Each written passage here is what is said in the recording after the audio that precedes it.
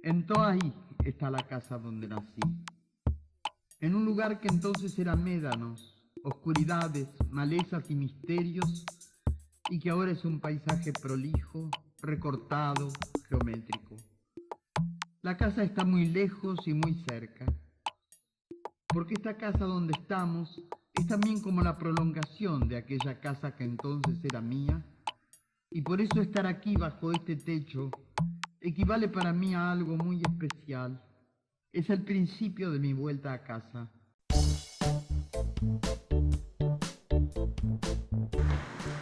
Hola. Hola, ¿qué tal? Buen día, ¿cómo están? Queríamos saber si podemos entrar a conocer un poco. Sí, claro, sí. ¿Es la primera vez que vienen al museo? Sí. ¿Tres? Bueno, ¿quieren que dejemos las mochilas para estar más cómodos? Dale. Perfecto. No sé si quieren también recorrer solos, que los acompañen. No, sería mejor Que los acompañen, ¿sí? Bueno. ¿Es gratis la entrada? Sí, Buenísimo. es gratis. Se organizó como Casa Museo del Gorosco en 2003 y a lo largo de todos estos años ha tenido la función principal de conservar y difundir la obra de Olgorosco. En esta casa nace Olgorosco en el año 1920 y vive sus primeros 8 años en este lugar, hasta que la familia decide en 1928 mudarse a Bahía Blanca y luego, bueno, en el 32 se mudarán definitivamente a Buenos Aires. Si quieren podemos hacer el recorrido por la casa, les cuento un poquito sobre lo que vamos a ir viendo.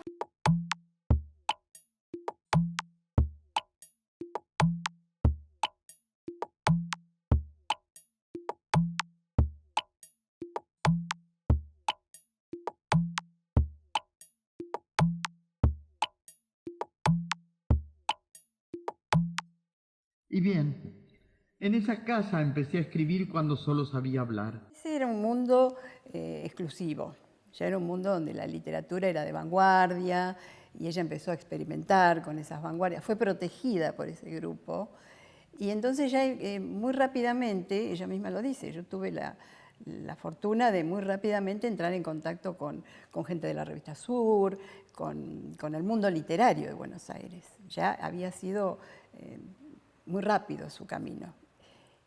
Gonzalo Losada, que le propone publicar sus libros antes de que los escribiera. Vas a publicar en mi editorial, le dice. Vos imagínate que Losada te diga. Es un camino que a muchos les resultaría mucho más difícil y ella llega a integrar esos círculos. Entonces de ahí se difunde muy rápidamente. Aquí, frente a mi memoria, soy yo misma el campo de las imágenes que proyecto y contamino con mis tiempos, con mis acalceres, con mis dichas y mis desdichas, mis luces y mis oscuridades, en un movimiento de interacción permanente. La idea de que una casa que puede funcionar como museo, como un lugar donde se conservan cosas, no es un lugar estático.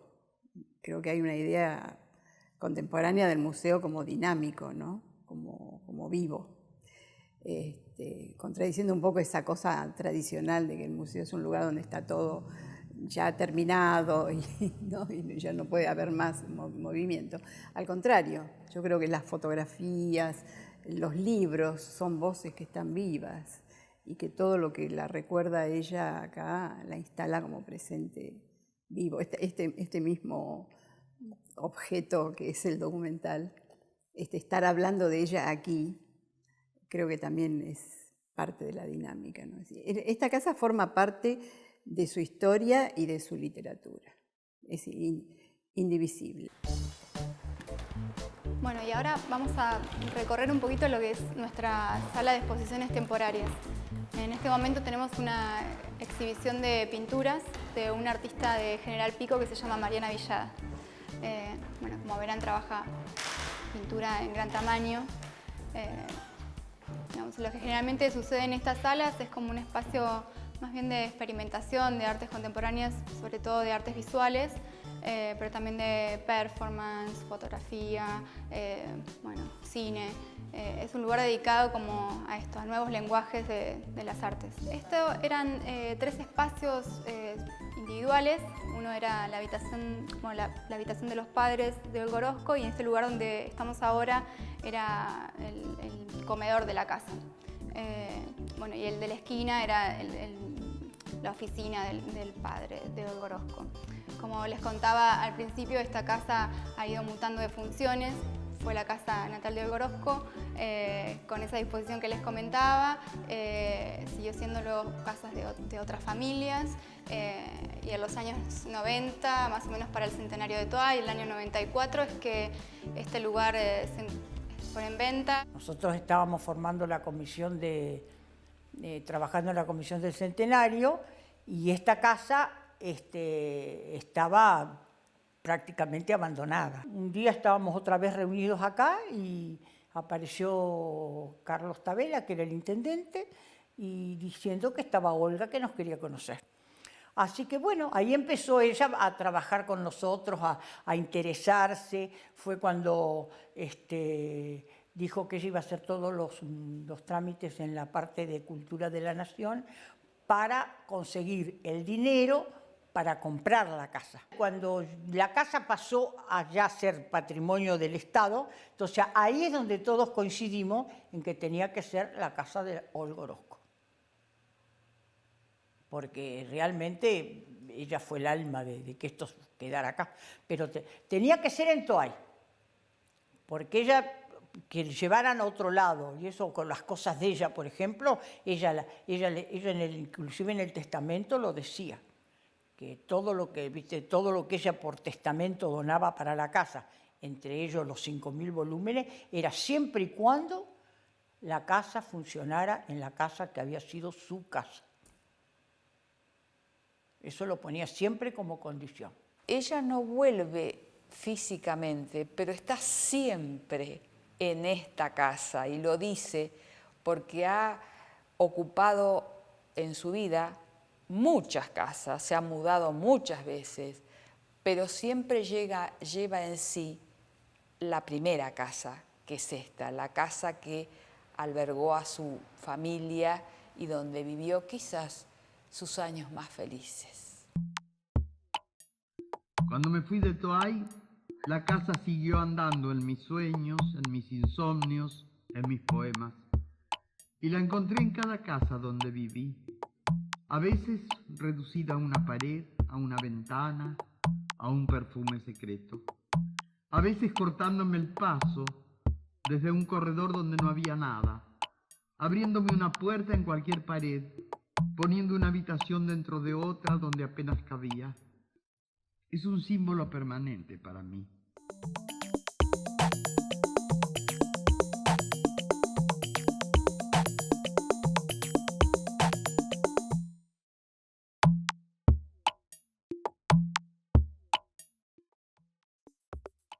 Hablaré entonces acerca del tiempo y la memoria, que son 2 constantes en mi escritura.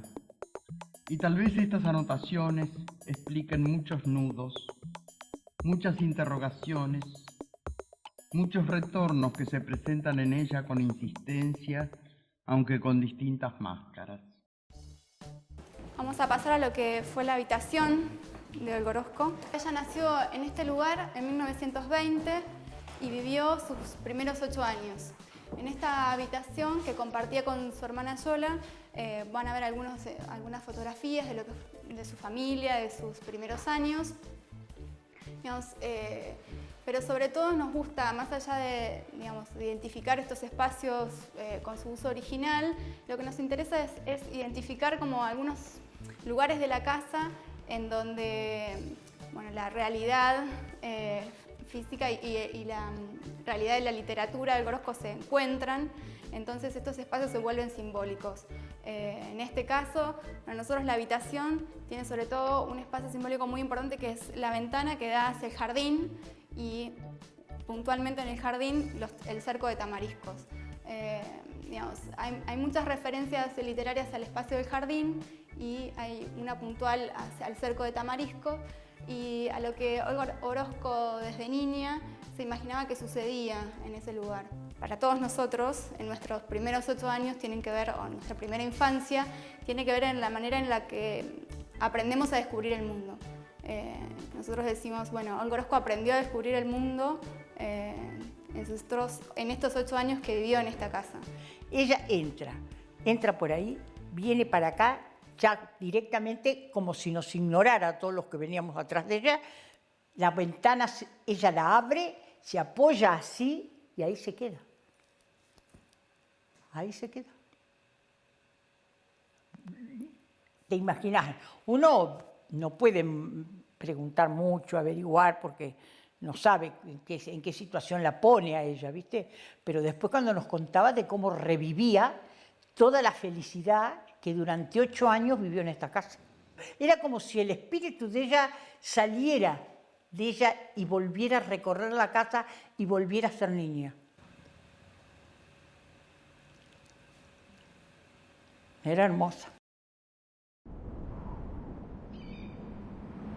La Pampa, ese paisaje al que alguien llamó distancia detenida, tiempo sin aventura, vasta prisión sin rejas, cuando en realidad Pampa quiere decir espacio.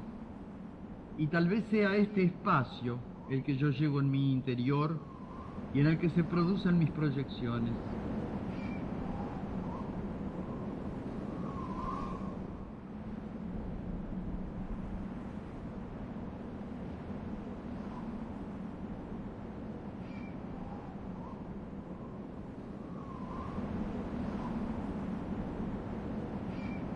La Pampa por entonces era una economía, como sigue siendo en parte hoy, netamente dedicada a las actividades primarias, particularmente ganadería y agricultura. Y la zona en que estamos hoy, que es la zona de Toay, estaba más volcada hacia la ganadería y también una explotación muy importante a principios del siglo XX, que era la explotación de los bosques naturales de Caldén. Yo diría que la actividad forestal, que era el principal foco de la actividad de Carmelo Bugliota, no en Toay, sino en toda la zona del tendido férreo que finalizaba en Bahía Blanca, era una explotación de bosque natural y efectivamente el pico de la actividad fue hasta los años 20 y luego empezó a decaer. Entonces sería razonable comprender que ya a finales de los años 20 haya declinado la actividad económica y la familia haya elegido como nuevo lugar de vivienda o de destino la ciudad de Bahía Blanca. La casona familiar funciona, vamos a decir así, para Olga Orozco, por eso ocupa tantas páginas. Ya aparece en su primer libro de 1946, Desde lejos, en También la luz es un abismo, la oscuridad es otro sol, que la casona, la casa, es un receptáculo de la memoria. Es como una fortaleza que quedará en el tiempo cuando todos se hayan ido, para no perder, bueno, ahí está la lucha contra la muerte, el olvido, la ausencia definitiva. Quien ha leído ya textos de Orozco sabe que se refiere a su niñez casi en forma continua en la voz de una niña que a ella le coloca el nombre de Lía, pero es un desdoblamiento de la propia Orozco, porque al ser una niña la que ve lo que pasa en el mundo, ese mundo inquietante que cambia cada rato, ella escribe desde el punto de vista de una niña que es ella en esta casa, en este jardín, mirando los médanos, los tamariscos, escuchando sonidos y siempre con la acechanza de esos conjuros, de esas premoniciones. Ha dicho Olga Orozco en alguna entrevista, que tiene que ver con lo que estoy contestando, que para ella, ya era una mujer adulta, la infancia nunca se interrumpió. Cuando le entregan el premio Juan Rulfo en Guadalajara, lee Juan Gelman un discurso en honor a Olga Orozco y dice que tiene la infancia emposada y saca agua cuando quiere, como que decir holgadamente, de ese pozo, esa agua de la infancia. El jardín sombreado con hierbas húmedas, el cerco de tamariscos, cerrado para siempre alrededor de una fortaleza derruida, disputada palmo a palmo por la ortiga y el alacrán, la única nevada y su torcaza de humo susurrando el perdón a las alturas, los santos de la abuela en su caja de cristales azules, la bóveda de mis hermanas, donde zumban las abejas en un doble arcoíris de dulzura y paciencia, insaciable, inextendible, la llanura. Ella me acunó, en cambio, con terrores, misterios y leyendas. Esta casa para ella representaba todo lo que ella había sido y quería ser. Todo autor, no solo Olga Orozco, que compone su autobiografía, generalmente lo hace desde un lugar lejano, geográficamente, y también en cuanto a lo temporal, de ese periodo de su vida, estoy hablando de autobiografía, ¿verdad? Olga Orozco es una de las pocas autoras, por lo menos dentro de la Argentina, que toma la infancia a tan baja edad. Casi siempre los autores argentinos y de otras naciones, en sus libros autobiográficos toman de la adolescencia hacia adelante. En cambio, Olga Orozco toma ese periodo de 8 años, generalmente, que ha vivido en La Pampa, en la casa de Toay, su amada casa.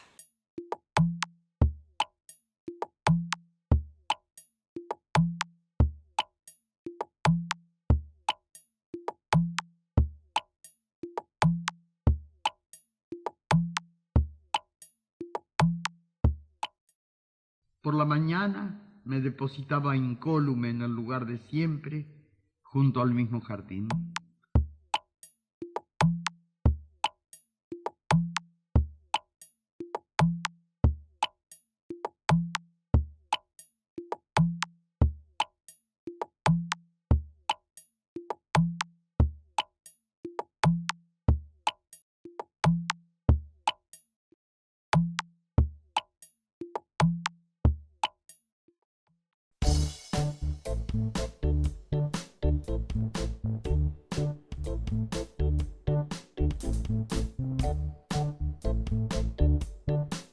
Este lugar, sobre todo, se ha centrado en la poesía y la palabra. Se organiza en diferentes actividades y está abierta a propuestas de la comunidad artística y también realiza una tarea de divulgación y de investigación, trabajando particularmente con la biblioteca personal de Olga Orozco. Pero sí tiene una función específica de museo y una función de otras actividades que son complementarias a esas investigaciones. Como actividades puntuales se han realizado desde recitales de poesía, conciertos de música de diferentes estilos, un ciclo de exposiciones de artes visuales, obras de teatro, presentaciones de libros, conferencias. Sobre todo en la sala de exposiciones que tiene que ver con la casa, se ha transformado como en el único espacio, no sabría decirlo si por la impronta del edificio, si por las características de la sala, como un espacio que sobre todo los artistas visuales contemporáneos son los que eligen para no solo exposiciones, sino para por ahí actividades de laboratorio, de procesos de obra, no sé, para filmar sus documentales, sus videoclips de música. Ese es como el lugar más elegido. El jardín también es otro de los espacios. no solo para actividades de las artes visuales, sino también las musicales, digamos. Y después la casa cuenta con otro espacio, que es el Auditorio La Fantasma, que por ahí ese es el que más requerido para las presentaciones de los libros y, bueno, y conferencias. Mi casa era un lugar que yo consideraba como una especie de símbolo sagrado, y como en las antiguas cosmogonías, donde una casa se sitúa con un árbol en el centro y ese árbol se prolonga hasta el cielo y se supone que a través de sus ramas se puede llegar a un centro, que es el centro del cielo, así como la casa se considera el centro del mundo.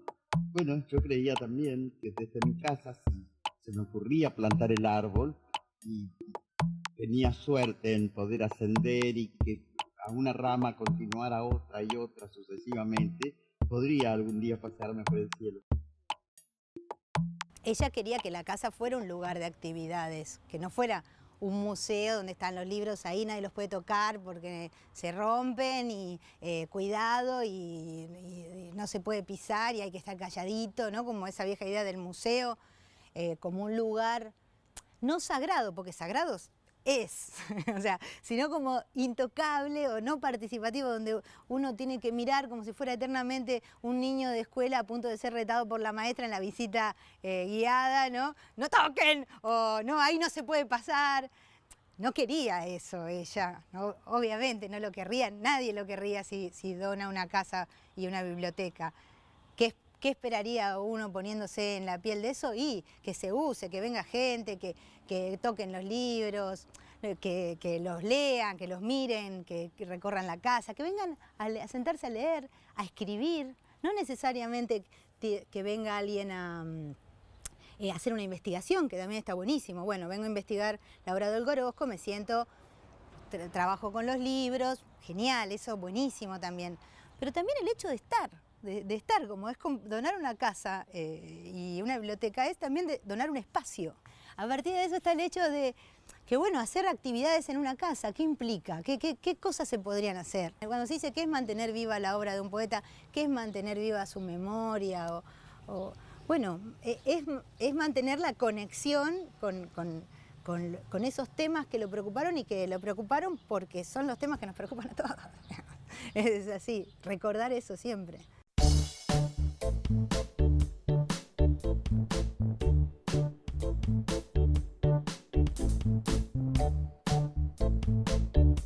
Bueno, vamos a pasar al lugar más importante que tenemos en esta casa, que es la biblioteca, nuestra sala de lectura. Enorme. Sí, son alrededor de 4.500 libros. Es la biblioteca personal de Olga Orozco y en realidad son el inicio de la historia de este espacio como espacio cultural.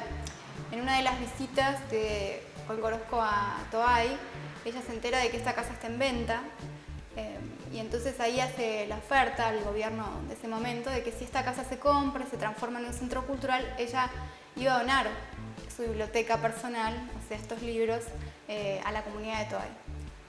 Eso se cumple, el gobierno compra la casa, este espacio empieza funcionando como la Casa de la Cultura, Olga Orozco, y es en los años 90, más o menos 95, donde sucede. Y en el año 99 Olga Orozco muere y ahí es donde se hace efectiva esa donación, o sea, llegan estos libros junto con otros objetos.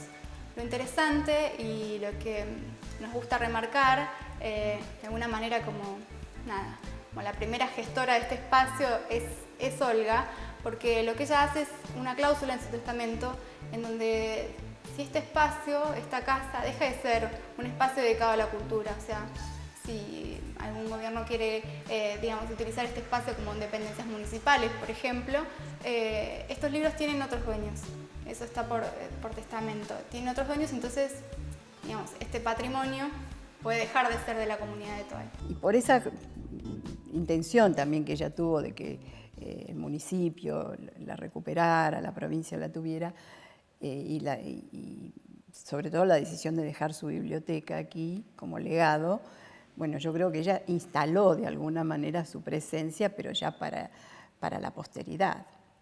Aquí vino al mundo y aquí quiere quedar como la impronta. Olga y su escritura, que son una sola, tienen una visión animista del mundo. Animista quiere decir de dotar a los objetos o a un edificio una vida como si fuera una persona, con sentimientos, con todo lo que es una persona, con un mundo propio y una vida propia. Nosotros desde este espacio custodiamos estos libros, es nuestro mayor patrimonio, pero al mismo tiempo estos libros custodian esta casa. Esa casa es la única sobreviviente familiar que me queda. Siempre la sentí como una protección, como un refugio. Me amparaba en mis miedos y en mis angustias. Me defendía de todos los peligros, de tal modo que si pensaba alguna vez en viajes aventurados, viajaba en la casa como en un navío.